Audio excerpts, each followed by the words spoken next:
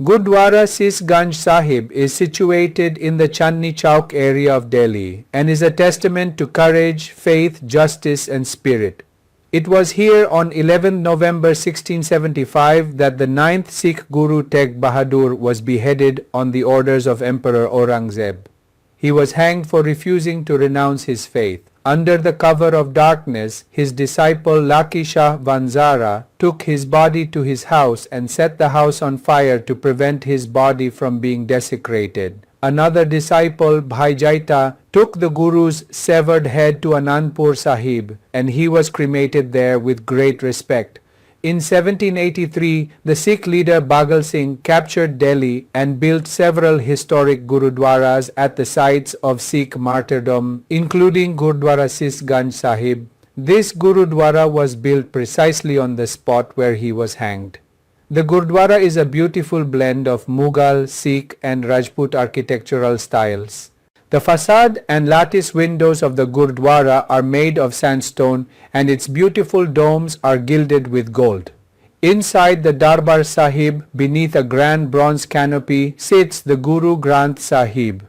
The complex houses the remains of the tree trunk under which the Guru was beheaded and the well he used during his imprisonment. Thousands of people visit the Gurdwara every day, regardless of their background or faith.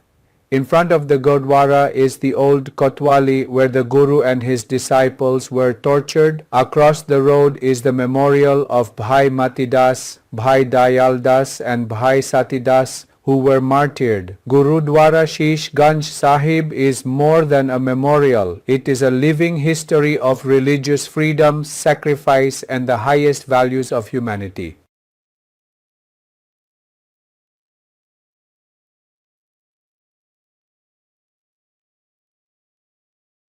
Gurdwara Sheeshganj Sahib Delhi के चांदनी चौक इलाके में स्थित है और साहस, आस्था, न्याय और वीरता का प्रतीक है। यहीं पर 11 नवंबर 1675 को बादशाह औरंगजेब के आदेश पर 9वें सिख गुरु तेग बहादुर का सिर कलम किया गया था। अपने धर्म का त्याग न करने पर उन्हें फांसी पर लटका दिया गया था। अंधेरे की आड़ में उनके शिष्य लखी शाह वंजारा उनके पार्थिव शरीर को अपने घर ले गए और उनके शरीर को अपवित्र होने से बचाने के लिए घर में आग लगा दी। एक अन्य शिष्य भाई जैता गुरु के कटे हुए सिर को आनंदपुर साहिब ले गए और वहां बड़े सम्मान के साथ उनका अंतिम संस्कार किया गया। 1733 में सिख नेता बघेल सिंह ने दिल्ली पर कब्जा कर लिया और सिखों के शहीदी स्थलों पर कई ऐतिहासिक गुरुद्वारों का निर्माण कराया, जिनमें गुरुद्वारा शीशगंज साहिब भी शामिल है। यह गुरुद्वारा ठीक उसी स्थान पर बनाया गया था जहां उन्हें फांसी दी गई थी। यह गुरुद्वारा मुगल, सिख और राजपूत स्थापत्य शैली का एक सुंदर मिश्रण है। गुरुद्वारे का अग्रभाग और जालीदार खिड़कियां बलुआ पत्थर से बनी हैं और इसके सुंदर गुंबदों पर सोने का पानी चढ़ा हुआ है। दरबार साहिब के अंदर एक भव्य कांसे की छतरी के नीचे गुरु ग्रंथ साहिब विराजमान हैं। इस परिसर में उस पेड़ के तने के अवशेष हैं जिसके नीचे गुरु का सिर काटा गया था और वह कुआं भी है जिसका उपयोग उन्होंने कारावास के दौरान किया था।